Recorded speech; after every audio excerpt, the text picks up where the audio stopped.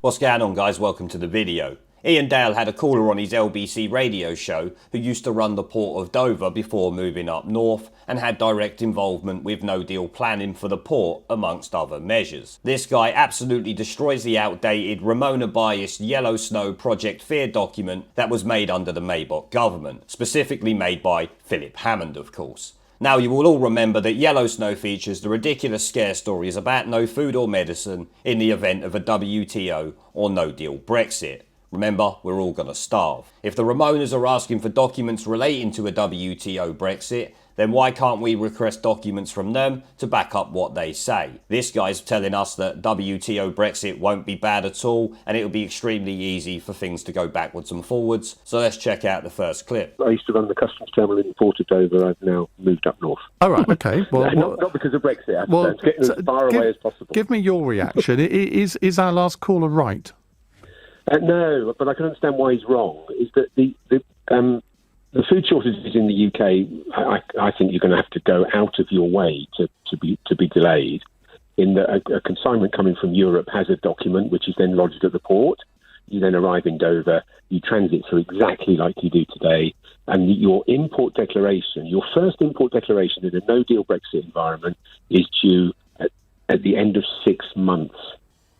You've got 6 months to do the import entry. So honestly, you really are going to have to struggle to be even in a no-deal situation. That is the no-deal plan. That is the no-deal plan.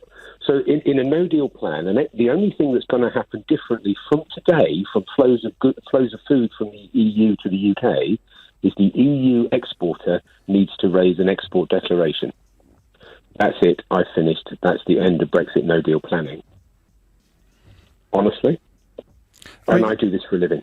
Well, I'm really not sure I need to show you anymore. The guy has just absolutely rubbished Yellowhammer and every other Project Fear rubbish that they've come out with in the last 3 years. He is saying you would have to go out of your way to cause a delay in food supplies. It's that bad. How are the mainstream media and politicians just allowed to pump this blatant nonsense out? That's what I want to know. And it also falls back to that Ramonin doctor that Jacob Rees-Mogg dealt with on Nick Ferrari's show, and he also called out in Parliament and then was forced to apologise. This guy is clearly saying that that is all nonsense. It's not going to happen. Nothing's going to get delayed. I mean, he even states that once they come over or go, they got 6 months.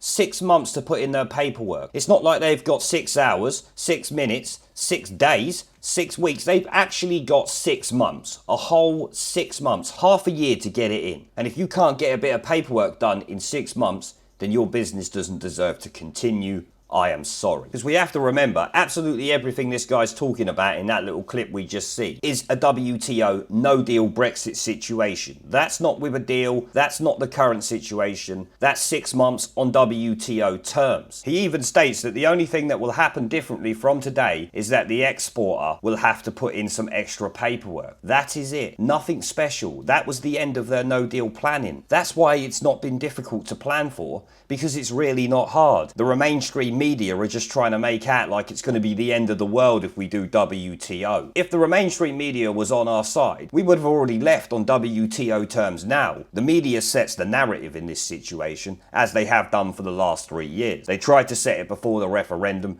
but the people had a choice there, and they can't set the narrative of the people because the people will make their own mind up, obviously. Let's move on to the next clip, though. It sounds very simple. So why are we constantly regaled about warnings of all the motorways in Kent being clogged up and hours of waits? Well, there is an issue on the export side, and it will always be, the motorways will always be, if there are any delays in Kent, it's on vehicles trying to get back out again.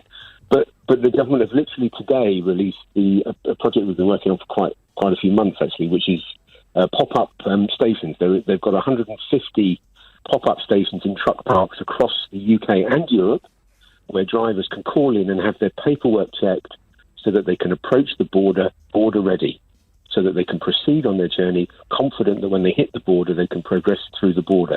Literally only been released this afternoon. So that they've invested in 150 pop-ups, which will be manned and capable. These will be all over the UK. So don't come into Kent unless you're border ready, is the message. Right, so you heard him say the only issue there is going to be things getting back out. So I don't see how we will have food shortages if exporting is going to be the issue. The problem is we're going to have too much food. That they might be able to use. Yep, we'll have too much food. Okay, we'll all become fat. That's what this is going to bring. And that's what WTO Brexit brings, obesity. But you did hear him say that they have been working on a project that has been released this afternoon, which I will have to try and find and maybe cover in a live stream later on for the sake of time on this video. But in short, you heard him say it features 150 or so pop-up stations for lorries to go to when they're exporting goods before they get near the border, so they can check to make sure everything's ready, paperwork's in order, and everything else that goes into it. I mean, come on, the government's probably thought of this during Maybot's time, but obviously didn't want to implement it because they had no intention of delivering Brexit. I mean, it really annoys me more and more hearing this guy, because at the end of the day, all this nonsense that gets fed to people about we're going to be out of food, you better start stockpiling. I've actually seen articles today talking about young men and men in general are most likely, along with obviously Remainers, to start stockpiling. I don't know any man, young or old, woman or man, child or anyone that's even spoke about, let alone considered stockpiling. It's just complete nonsense. And as he states, they've got plenty of plans in place, both here and in Europe, to deal with a no-deal situation. There's many other ports other than Calais and Dover, obviously, as well. There is Felixstowe, Southampton, Portsmouth, and many other ones I don't know. I am not a port expert, but we know there's going to be many they can use. There's ports up and down the country. Let's move on to the next clip, though. But what about all of these? We're told that a lot of the freight transporters haven't got the right paperwork. They haven't registered to get the right paperwork, and therefore they might be held up. Yeah, no, I struggle with that as well. I mean, the transitional simplified procedure, which is this smooth import flow, and you do the import documentation later. That is the trader who registers, not the transporter or the freight forwarder. So the importer needs to register. In fairness, not enough have. We've got a process going on at the moment where we're calling most of them and registering for them, because it's quick, simple. In 14 days, you've got your registration number, and then you can sail through and worry about your import entries next month or actually next year. You haven't actually got to do anything until next year, even though all the goods are flowing in. The export is an issue in that export requires an export guarantee for the transit. That's still an issue because the liability that's attached to transit is a major risk. And that right now there aren't enough transit bondholders, but we're working hard to try to fix that and to try and underwrite the guarantee, including insuring it, so that the risk... at the moment you don't want to raise a document for 50 quid, but with a liability on it that can shut your company down. So that's a bit of that is an issue on exports. It's not all exports, but it's a lot of them.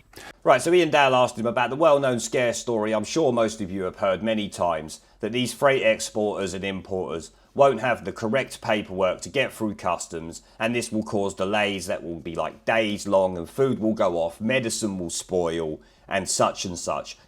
Mortality rates will go up because of a no-deal Brexit. Which of course this guy instantly rubbishes, because the method they intend to use requires the trader to do it, not the haulage company, for instance. So once again, another Project Fear story is complete rubbish. Why am I not surprised by any of this? And neither should you guys be. It's just another common propaganda tactic we see. But as you heard the guy say, the government is actually calling these people up that run these companies who need to register and registering them. It takes 14 days. It's not exactly difficult. It's much like the application for the right to remain for EU citizens. It's a quick process. It's not exactly rocket science, as I've said multiple times.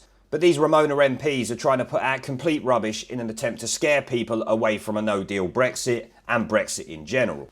He points out the only issue is going to be export, so us getting goods out, which makes things really quite simple, even though he says it's still quite a tricky one. It's easier than if it was reliant on the EU. This is something our government can actively work towards. So, once again, it's all rubbish. Exporting stuff, yeah, stuff might be a bit slower going out, but we can work that and refine it. That's not the end of the world. We are not going to go hungry at the end of the day. The more I hear this guy saying this, the more annoyed I get with the mainstream media and the MPs. Something really needs to be done about the lies that they spew. They're passing motions requesting documents from on the government requiring them to give information about things, so why can't these Ramonas provide some evidence for the claims that they put forward, their projections? Because I would love to see evidence for a projection. I'm sure you guys would as well. Predict the future for me and prove it. Go on. So what is your message to politicians like Emily Thornberry, who constantly trot out this mantra of there will be medicine shortages, there will be food shortages, there will be massive hold-ups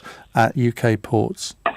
I was asked once on Sky News, actually, whether there would be food shortages, and it was from a staunch Remainer, and I'm neither, really. And when I said, yes, there would be, his face lit up, but then I pointed out that they'd be in Calais. There would be a shortage of cheddar in Carrefour, but there won't be a shortage of brie in Tesco. Do me a favour. Do me a favour and call the same number that you've called tonight at any time between 10 a.m. and 1 p.m. tomorrow morning and have this conversation with James O'Brien, would you? Because no, I'm not. Hopefully, I'm driving tomorrow and I won't have to do that. Oh, that's that. Yeah, wimp. Thank you very much.